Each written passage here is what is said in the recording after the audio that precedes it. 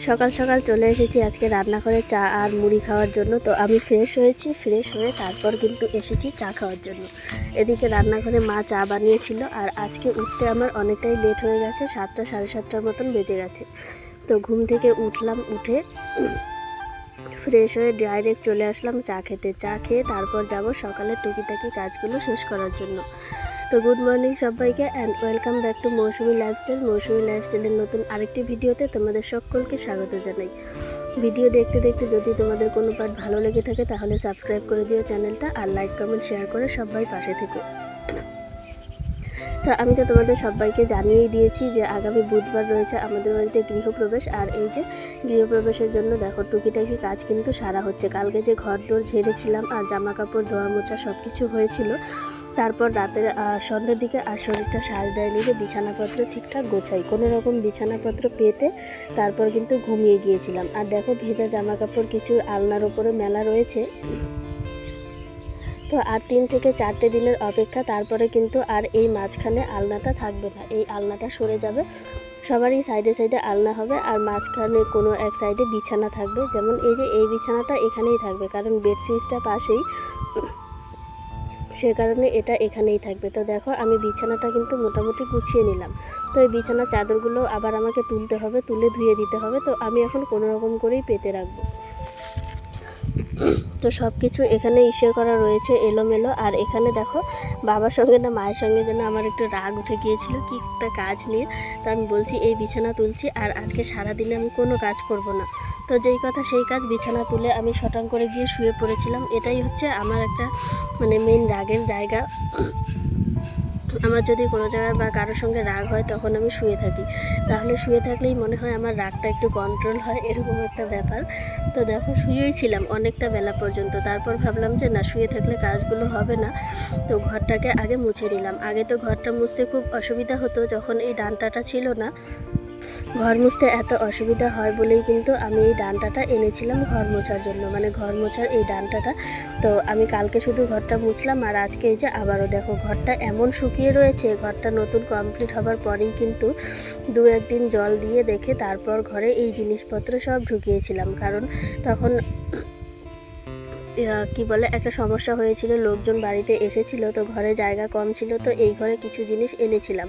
তো তারপর থেকে কিন্তু ঘরটা সেরকমভাবে মোছা হয়নি, কারণ যে কোনো জিনিস দিয়ে মুছতে গেলে কাপড়টা আটকে ধরতো, তো অনেকটা সমস্যা হতো। তো আমি এই যে ডান্টাটা এনেছি এর জন্যই, যে আটকে ধরতো বলে ঘরটা মোছা যেত না ঠিকভাবে। তো ডান্টাটা আনার পর দেখো সুন্দর করে কিন্তু মোছা যাচ্ছে। আর এই যে দেখো রেগুলারলি ঘরটা মুছে দিলে অনেক সুন্দর লাগে দেখতে, তো ঘরটা পরিষ্কারও হয়। তো ঘর মোছা শেষ, তারপর আরও কিছু টুকিটাকি কাজ ছিল বাইরে, সেগুলো আমি শেষ করেছি। শেষ করে স্নান করে একদম চলে এসেছি ঠাকুর ঘরে পুজো দেওয়ার জন্য। আর মা যেহেতু রান্নাঘরে থাকে, রান্নাঘরটা সামলায়, সেই কারণে কিন্তু আমার খুব একটা অসুবিধা হয় না। আর যখন মা বাড়িতে না থাকে তখন আমার প্রচণ্ড অসুবিধা হয়, রান্নার দিক এদিকে ঘরের কাজ সব কিছু শেষ করতে একা একা একদম ঝামেলা বেঁধে যায়, তো অনেকটা সমস্যাও হয়। তো দেখো মা বাড়িতেই রয়েছে, মা কিন্তু নিজের কাজগুলো করছে বাইরের দিকে, আর আমি এদিকে আমার কাজগুলো করছি। তো আমার স্নান করে একদম সুন্দর করে ঠাকুর পুজো দেওয়া শেষ হয়ে গেছে। আর হ্যাঁ, আরও একটা জিনিস আমি এনেছিলাম, সেটা হচ্ছে চন্দন কাঠ। বেশ কিছুদিন থেকে ঘরে চন্দন কাঠ ফুরিয়ে গেছিলো, আর চন্দন কাঠের অভাবে কিন্তু আমি এদিকে কাজ করতে পারছিলাম না। তো দেখো পুজো দেওয়া শেষ, পুজো দিতে দিতে বাড়িতে এসেছে 2জন আত্মীয়, আর যারা হচ্ছে পিসাতো দাদা একজন, আরেকজন সঙ্গে কে এসেছে আমি চিনি না। তো তাদের জন্য শরবত বানানো হয়েছে, মা ওদের জন্য শরবতটা নিয়ে গেল, আর এখন আমার আর মায়ের জন্য রয়েছে। তো মা আর আমি দুজনে মিলে এখন শরবত খাবো, তার জন্য দেখো আমি আগে বাটি দিয়ে খেয়ে নিচ্ছি, তারপরে মা খাবো।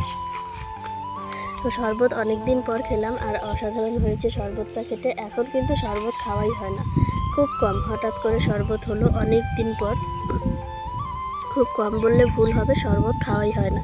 তো যাই হোক, শরবত খাওয়া শেষ, আর শরবতটা দারুণ হয়েছে। তারপর কিন্তু মা বসিয়েছে রান্নাঘরে রান্না। দুপুরে আমাদের রান্না হয়নি, এই তো এখন মা বসালো রান্না, আর আমি উঠোনের খড়িগুলো তুলছি। উঠোন থেকে এখন রোদ চলে গেছে, একদম হালকা একটা রোদের আলছানা রয়েছে শুধু, আর কোনো কিছুই নেই, রোদ তো একদমই চলে গেছে। তো আমি খড়িগুলো তুলছি, তুলে গুছিয়ে রাখছি। বর্তমান যে পরিমাণ গ্যাসের সমস্যা তোমরা সবাই জানো, গ্যাস পাওয়া যায় না, হাজার হাজার টাকা দিলেও গ্যাস পাওয়া যায় না। ঠিক সেরকমই আমাদের অবস্থা হয়েছে। সামনের যেদিন পুজো রয়েছে সেদিনকের জন্য গ্যাস খুঁজে পাওয়া যাচ্ছে না। তো বাবা দেখো খড়িগুলো চিড়েছে, খড়ি চিড়ে রোদ্রে দেওয়া হয়েছে। এই যা করার এই খড়ি দিয়েই করতে হবে। আবার সেই 10-12 বছর আগের মতো সিস্টেম হয়ে গেছে, খড়ি দিয়েই করতে হবে যা করার। গ্যাসের এত পরিমাণ সমস্যা কি বলবো। আগে গ্যাস ফোন করলেই গ্যাস পাওয়া যেত, কিন্তু এখন গ্যাসকে ফোন করলে গ্যাস পাওয়া যায় না।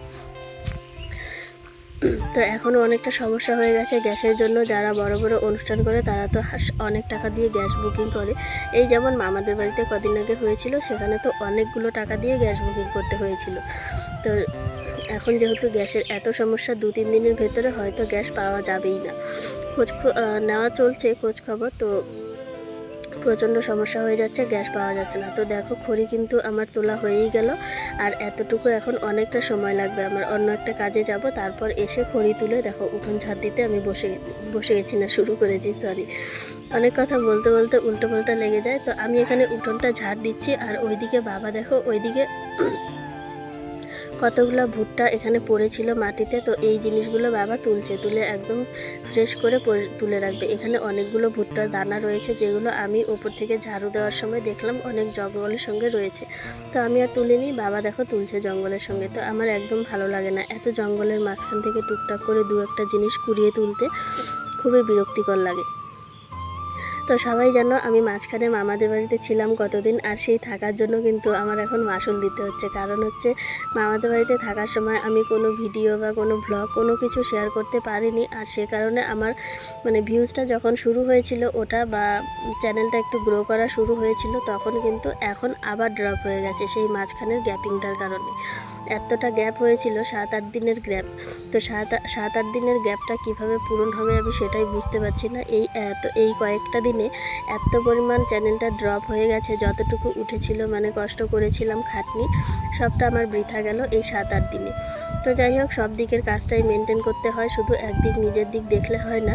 আর দেখো ঘর মুছে কিন্তু আমি ডান্ডাটা এখানে ঝুলিয়ে রেখেছি একটু শুকানোর জন্য, কারণ জল একদম চুপচুপে হয়েছিল আর জল সহজে ঝরতেই চায় না। তো এই জায়গাটায় ঝুলিয়ে রাখার কারণে একটু শুকোচ্ছে। তো এই যে উঠোনটা ঝাড় দিচ্ছি, আমি ভেবেছিলাম একটু স্নান করব, কিন্তু স্নান করা অসম্ভব ব্যাপার। অনেক পরিমাণ আমার সর্দি লেগে গেছে, 2-3 জায়গার জলের কারণে এত সর্দি লেগেছে কি বলবো। তো সর্দির কারণে কিন্তু আর আমার স্নান করা হবে না। এই হচ্ছে উঠোনটা ঝাড় দিচ্ছি। আর আজকে বেশি দূর নিয়ে যাব না, এত গরম লাগছে। এই সাইডেই জমিয়ে রাখবো, এখানে কতগুলো গাছগাছরা আছে, তো এখানেই জমিয়ে রাখবো এগুলোকে। তারপরে কালকে সকালের দিকে যদি বৃষ্টি না হয় তখন ওই দিকে ঝাড়ু দিয়ে নিয়ে ফেলবো, নয়তো বিকেলবেলা স্নানের আগে যে কোনো একটা হবে। তো উঠোনটা ঝাড় দেওয়া শেষ। উঠোন ঝাড় দিয়ে যেই না ঘরে গেলাম অমনি আওয়াজ শুনতে পেলাম এখানে গাড়ি ফেসে গেছে। এরকম লোক কি বলবো। গাড়ির এই দিকে রাস্তা করা আছে, যেদিক দিয়ে গাড়ি ওঠানামা করে, আমাদের এই জমি থেকে ওই জমিতে গাড়ি যায়, সেটা না করে অন্য দিক দিয়ে নিয়ে গাড়িটা তুলে দিল। এমন বাজে অবস্থা কেউ করে, এদেরকেই আমি প্রথম দেখলাম এরা এরকম করে কাজ করছে। তো আজকের ভিডিওটা তোমাদের সবার কাছে কেমন লেগেছে অবশ্যই কমেন্টে জানিও। ভিডিওটি ভালো লাগলে লাইক কমেন্ট শেয়ার করে দিও। দেখা হচ্ছে কালকের ভিডিওতে। টাটা।